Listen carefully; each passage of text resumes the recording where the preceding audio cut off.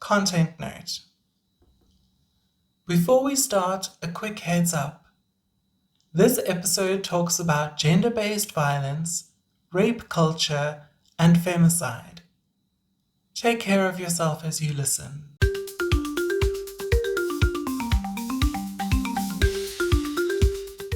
South Africa doesn't just have a violence problem, it has a patriarchy problem. And patriarchy? It's not just bad men doing bad things in dark alleys. It lives in churches and classrooms, in love songs and courtrooms, in WhatsApp groups, and the phrase, boys will be boys. In this episode, we're asking some uncomfortable questions. Why is violence against women so normalized here? Why are Black women carrying the heaviest cost of it? And why does every conversation about accountability still somehow center men's feelings? We're unpacking colonial patriarchy, African patriarchy, toxic gendering, rape myths, religion, media, and the politics of fear. With help from thinkers like Pumla Dineo-Kakula, Audre Lorde, and many others who refuse to look away. This is an episode about systems and about what it will actually take to dismantle them. I'm Aurora Brown, and this is Intersectional Psychology. Stick around.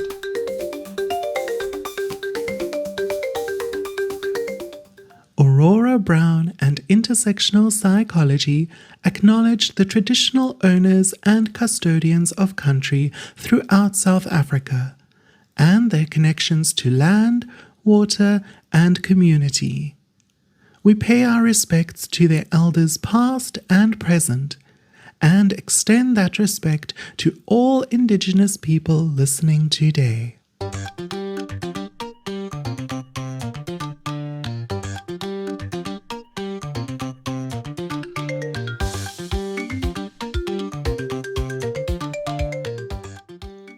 Patriarchy, gender-based violence, and the architecture of fear in South Africa.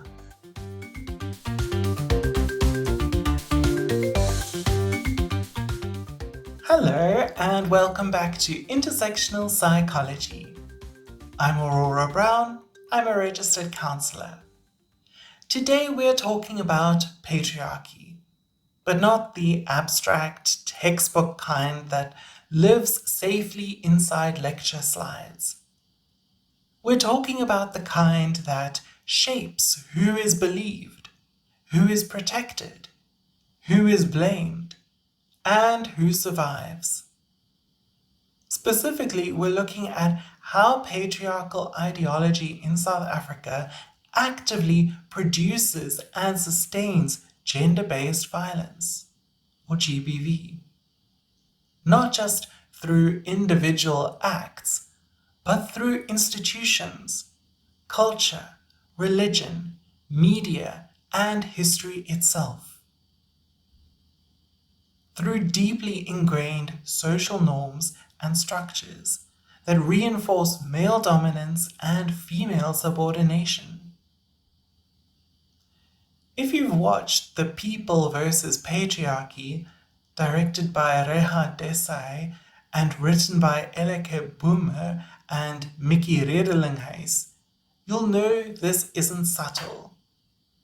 Patriarchy isn't hiding. It's loud. It's normalized. And it's very good at pretending that's just the way things are. From a psychological perspective, that normalization is the point. Violence doesn't need monsters. It needs permission.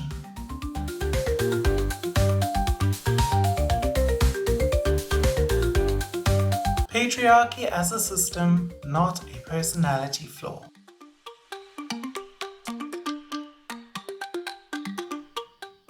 One of the most persistent misunderstandings about gender-based violence is the idea that it's caused by bad men rather than powerful systems. Patriarchy in South Africa is deeply historical, deeply racialized, and deeply institutional. It didn't arrive alone. It arrived with colonialism, Christianity, racial capitalism, and apartheid bureaucracy in tow. That means patriarchy shows up everywhere. In families, in schools, in churches, in healthcare, in the police, in the courts, and yes, in our intimate relationships. And once something is everywhere, it becomes invisible. #MenAreTrash, and why #NotAllMen misses the point. The #MenAreTrash movement didn't emerge because South African women suddenly became rude or fed up on the internet. It emerged because violence became predictable. The murders of Karabo Mukuna in 2017 and Uyenene Mrwetyana in 2019 weren't shocking because they were rare. They were shocking because they were so familiar. #MenAreTrash wasn't a statement about individual morality. It was a structural diagnosis. The response, #NotAllMen, is psychologically fascinating. Because when confronted with systemic harm, the instinct wasn't curiosity or accountability. It was defensiveness. From a therapeutic lens, this is classic projection and deflection. I feel accused, therefore my accuser must be wrong. But feminists like Pumla Gaqola remind us, if you benefit from a system and remain silent while it harms others, neutrality becomes complicity. The debate between #MenAreTrash and #NotAllMen opened a broader discussion on gender relations, accountability, and the need for systemic change in South Africa. These discussions have contributed to greater awareness and dialogue around GBV in South Africa, emphasizing the need for collective action and systemic change to create a safer and more equitable society for all. This was never about all men. It was about why enough men don't interrupt violence.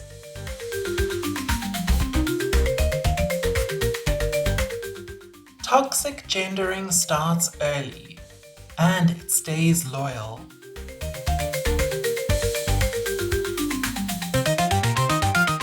Patriarchy doesn't wait until adulthood. It gets to work early.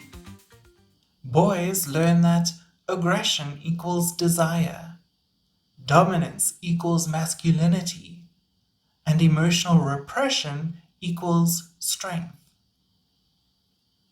Girls learn that endurance equals love, sacrifice equals worth, and silence equals safety.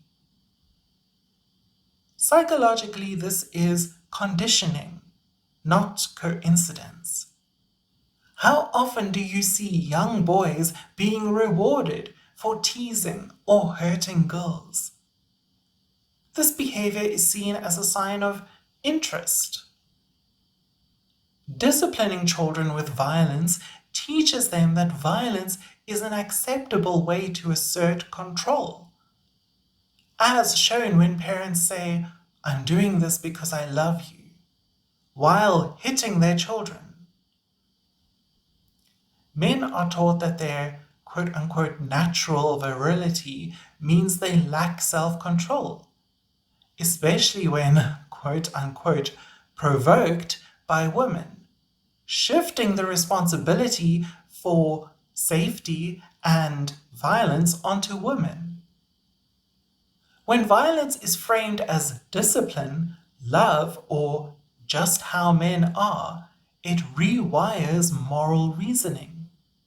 It teaches children that harm is relational currency.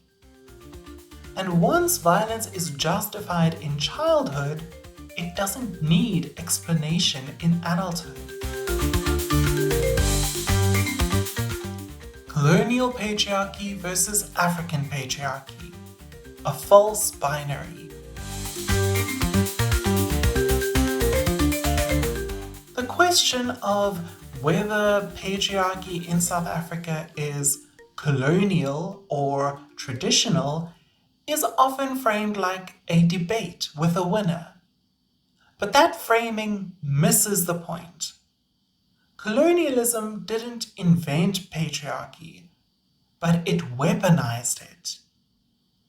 Historically, civil disobedience in South Africa was met with physical and racial violence by the state, leading to intergenerational trauma and a cycle of violence. Colonial administrations froze fluid gender systems into rigid hierarchies. Customary law was rewritten. Male authority was formalized. Women's power was stripped of legitimacy. At the same time, pre-colonial societies were not gender utopias. Power existed, but it was often negotiated, contextual, and shared. Patriarchal elements existed in pre-colonial African societies, though often balanced with matriarchal or egalitarian practices. Mshweshwe notes that traditional African cultures sometimes emphasized male leadership and control over family and societal structures, which have been carried into modern times. Some African societies practiced patrilineal inheritance and leadership structures, prioritizing male authority.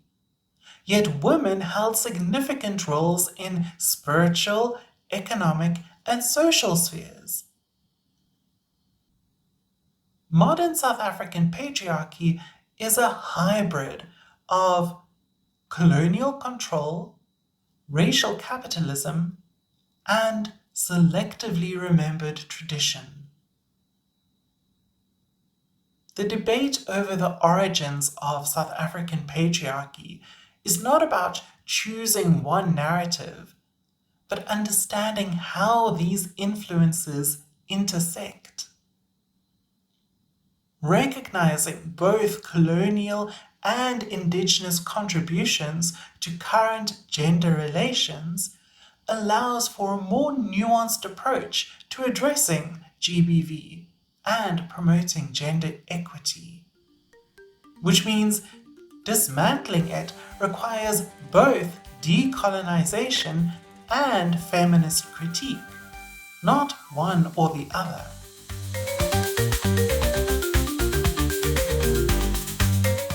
Calling out offenders, justice, risk, and survival.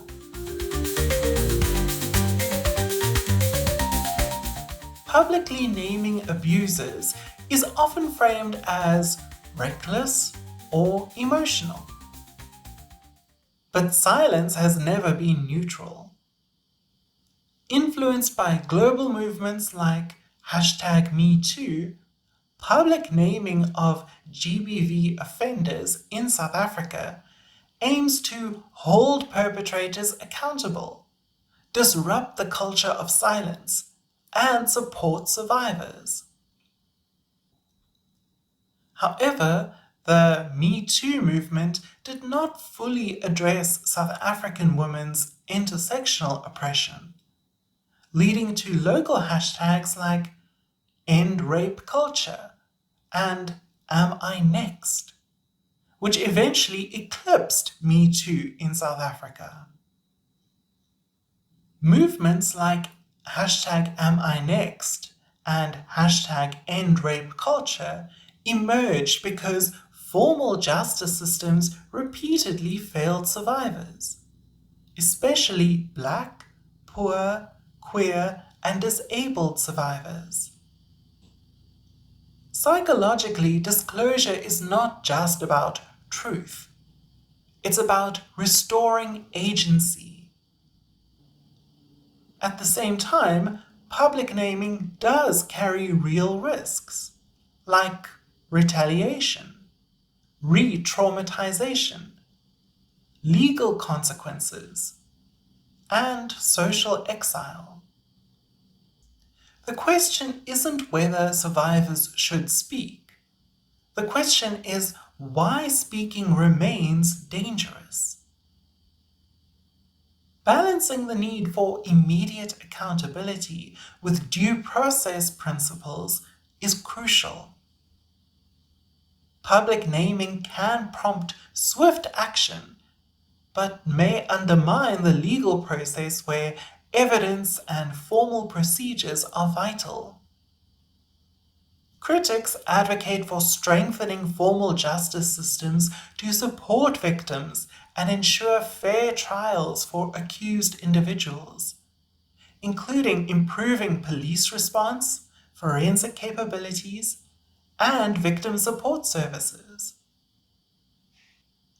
Some activists call for alternative justice forms, focusing on healing and restitution, rather than punitive measures alone, aiming to address the root causes of violence and create long-term change.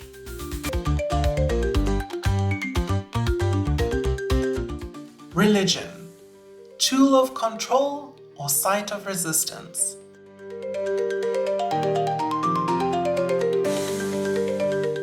Religion plays a complicated role in GBV. It has been used to sanctify male authority, demand female submission, and spiritualize endurance of abuse. Religious doctrines, especially in Christianity and indigenous belief systems, justify and maintain male dominance. Misinterpretations of religious texts often perpetuate the belief that men have the right to discipline their wives, leading to domestic violence.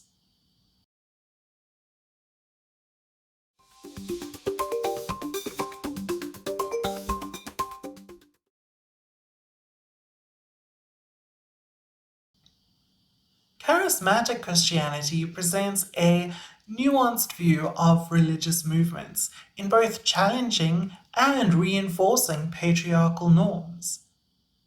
Some men in these communities adopt egalitarian practices, while others use religious justifications to uphold traditional gender roles, showcasing the ambivalence in religious responses to GBV.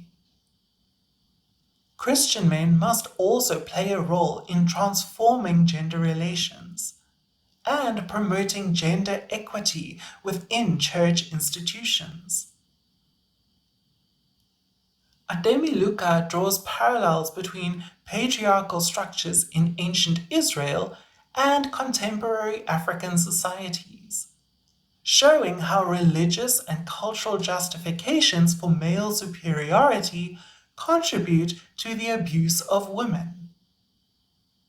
Rakogzi discusses how patriarchal interpretations of Christianity reinforce GBV by promoting female submission and justifying male dominance. Waste and colleagues analyze the biblical story of Tamar to challenge patriarchal interpretations that justify violence and instead promote gender equity. Reinterpreting these stories through a feminist lens, religious communities can play a pivotal role in addressing and preventing GBV, aligning with Lord's advocacy for using anger and critical reflection to dismantle oppressive ideologies.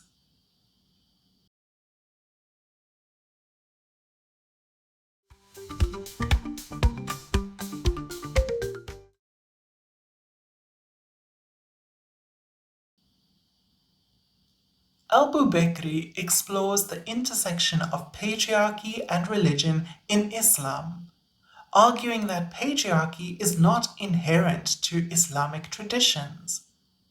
Instead, he calls for a nuanced understanding that separates cultural practices from religious teachings.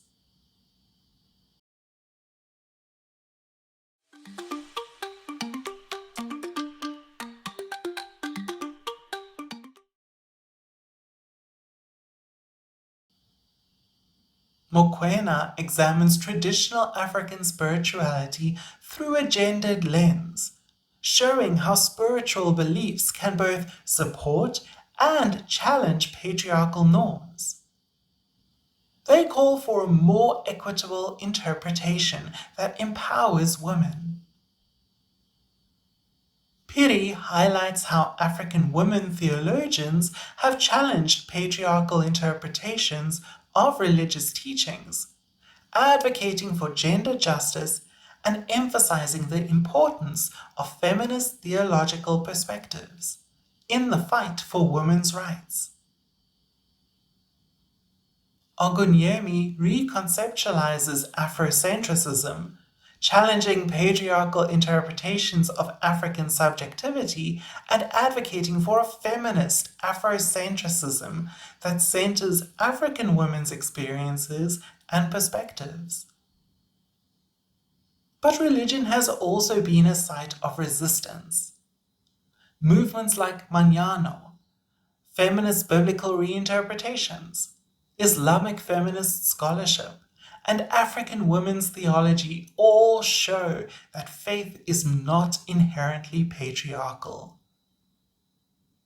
Jacobson and Pillay draw on Tutu's liberation theology to argue for gender justice from a theoethical feminist perspective, emphasizing the transformative potential of religious teachings when interpreted through a lens prioritizing equity and justice. Mutu Parayachi and colleagues demonstrate how women reclaim their spiritual spaces, highlighting the agency and resilience of women in challenging patriarchal constraints within religious contexts, and underscoring the transformative potential of women's collective action in promoting gender equity. The harm lies not in belief, but in who controls the interpretation. Nakane, a musician and actor, highlighted this in Rase Taba's film by stating, "Why can't we even envisage an all-knowing being like God as a woman?" That question alone destabilizes centuries of theological power.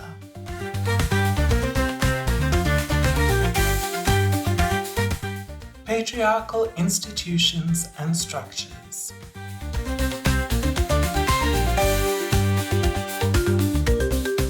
Fear permeates women's lives in various contexts, such as workplace harassment, domestic abuse, and public violence.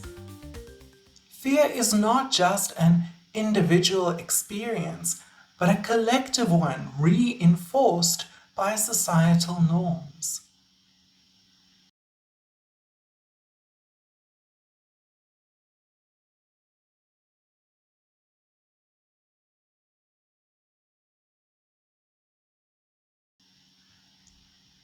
legal and policy frameworks significantly impact GBV, either by perpetuating or by challenging it.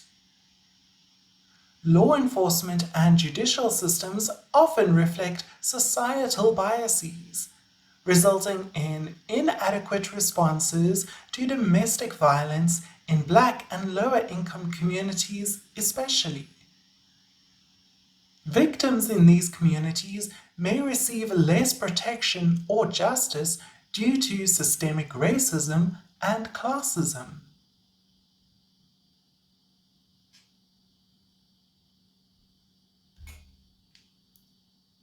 Du Toit critically examines South African rape laws and human rights discourses, arguing that legal reforms often fail to address the deep-seated cultural norms sustaining violence against women. They emphasize that sexual violence in South Africa is deeply rooted in both historical and contemporary patriarchal ideologies. The transition from apartheid to post-apartheid has transformed but not eradicated these ideologies, which continue to justify GBV.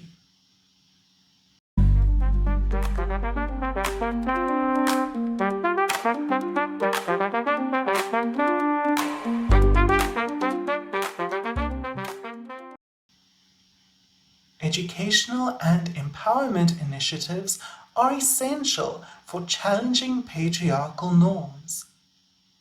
Violence is normalized among girls in South African schools, revealing the pervasive nature of GBV in educational settings.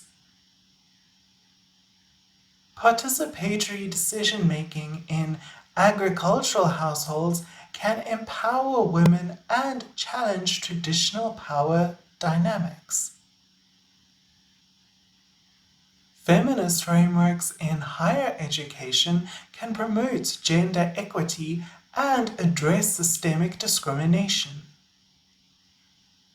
Men navigate gendered terrains in early childhood education and care, highlighting how patriarchal norms constrain both women and men by reinforcing traditional gender roles.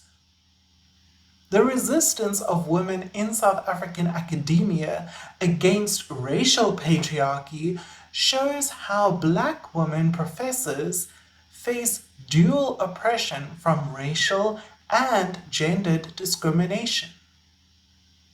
This dual oppression creates a hostile environment that perpetuates GBV and marginalizes Black women's voices. These women's experiences underscore the pervasive nature of GBV and discrimination in academic settings, and the need for continued efforts to dismantle patriarchal structures. Their resilience and resistance are vital for challenging and changing these oppressive structures, serving as powerful testimonies to the ongoing struggle for gender equity in all sectors of society.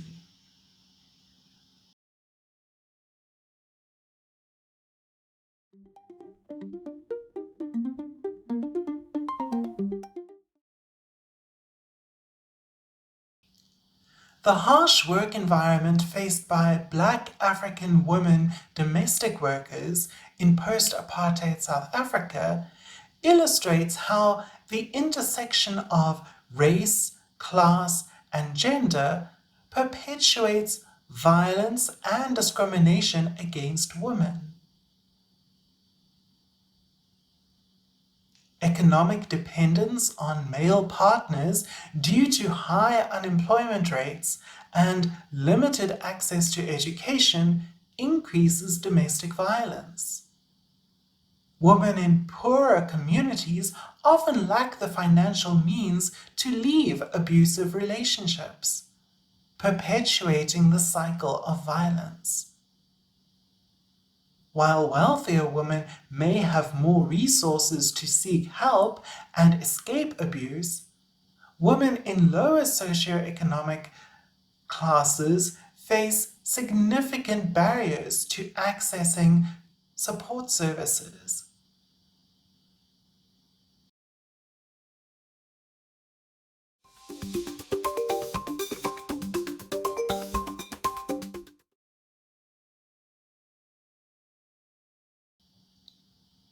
Efforts to re-gender the South African military reveal significant resistance due to entrenched patriarchal and militaristic norms.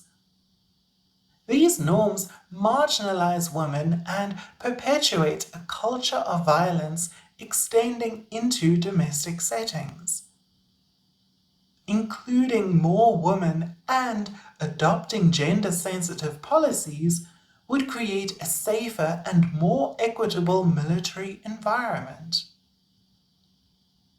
This transformation requires confronting and changing deeply rooted patriarchal norms, mirroring the broader societal struggle against GBV.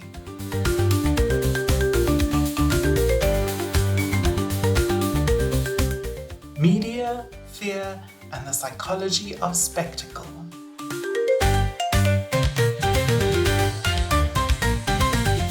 Media coverage of GBV often turns women's suffering into spectacle. The high-profile case of Anine Boyson, whose brutal rape and murder in 2013 drew significant attention, highlighting the extreme violence women face and the entrenched misogynistic attitudes that allow such violence. Similarly, the case of Fezekile Tsukela Kuzwayo, known as Kwezi, who accused then Deputy President Jacob Zuma of rape in 2005, brought issues of power, gender, and sexual violence into sharp focus, despite the backlash she faced. Certain cases receive national attention, others disappear. Media coverage sensationalizes violence without addressing underlying issues of patriarchy and misogyny. Boonzayer delves into how femicide and other forms of GBV are often sensationalized, which can desensitize the public and perpetuate victim-blaming narratives. Comments about victims' appearances and racial imbalances in media coverage, such as in the case of Riva Steenkamp, highlight the need for more responsible and sensitive reporting. This creates a hierarchy of grief, where race, class, and respectability determine visibility. Despite these challenges, many survivors demonstrate remarkable bravery by speaking out.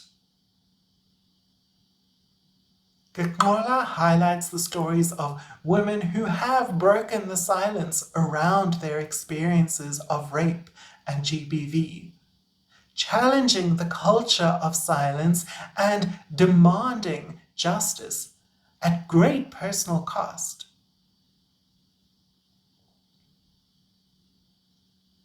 Kwezi's public accusation against a powerful figure and the subsequent backlash exemplify the intense scrutiny survivors face. Yet her courage has inspired many others. Pumla Gaknola calls this a fear factory, a system that teaches women to self-regulate through fear. Fear of walking alone, fear of reporting, fear of not being believed. Yet even here, resistance emerges through survivor testimony, counter-narratives, and refusal to be silent.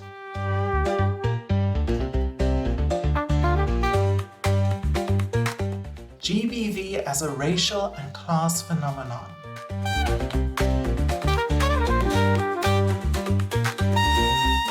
GBV is not evenly distributed. Black women, poor women, migrant women, queer women all experience higher risk and fewer protections. Apartheid didn't just segregate land, it segregated safety. Under apartheid, Black women's bodies were hypersexualized and devalued, a legacy that continues to make them vulnerable to GBV. Class disparities mean poorer women lack access to resources and support systems, making them more susceptible to domestic violence and less likely to receive justice. Gagnola's 2021 Female Fear Factory highlights how racial capitalism exacerbates inequities, with Black women disproportionately affected by both economic exploitation and GBV. Black South Africans, particularly women, are disproportionately affected by poverty and unemployment, increasing their vulnerability to domestic violence. Black women face compounded oppression due to race, gender, and economic status, limiting their opportunities for advancement and exacerbating their vulnerabilities to violence. Domestic violence in poorer, predominantly communities of color, is more visible and subject to public scrutiny, while similar issues in wealthier, predominantly white communities may be hidden or ignored. Racialized experiences of patriarchy affect Black women and men differently, complicating the dynamics of GBV. Economic dependency traps survivors in violent homes. Policing biases limit justice. Racial stereotypes shape credibility. Black women face the double burden of racial and gender discrimination, resulting in systemic disadvantages in employment, education, and social status. Historical stereotypes of Black women as submissive and inferior perpetuate a culture of violence and control. And while Black men are also harmed by racial capitalism, patriarchy offers a dangerous compensation prize: dominance at home when dignity is denied elsewhere. Black men who face systemic racism and economic disenfranchisement may express frustrations through violence against their partners. That doesn't excuse violence, but it explains how it's reproduced.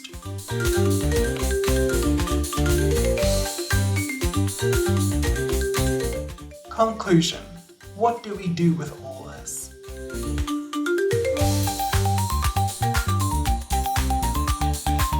Audre Lorde reminds us that anger is not the enemy.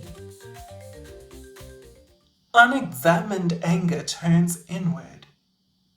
Collective anger, grounded in analysis, becomes fuel. Ending GBV requires more than awareness campaigns, though those do matter. It requires feminist education, economic justice, accountable legal systems, survivor-centered care, responsible media, and men willing to dismantle masculinity rather than defend it. Patriarchy survives because it adapts. So must resistance. And psychology, when practiced ethically and intersectionally, has a responsibility not just to heal individuals, but to name and dismantle the systems that keep harming them. If you haven't watched The People vs. Patriarchy, I'd highly recommend it.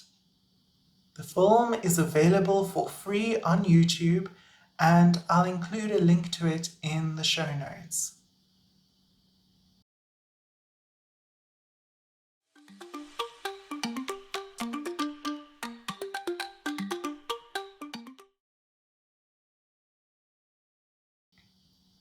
And before you go, if you're a Patreon subscriber, we're taking this conversation further in the bonus segment. Because here's the question we didn't have time to sit with properly. What if patriarchy isn't just violent, but also deeply ordinary? In the bonus, we unpack how it shows up in society and how it trains all of us to call inequity culture instead of power. If you want that conversation, join us on Patreon.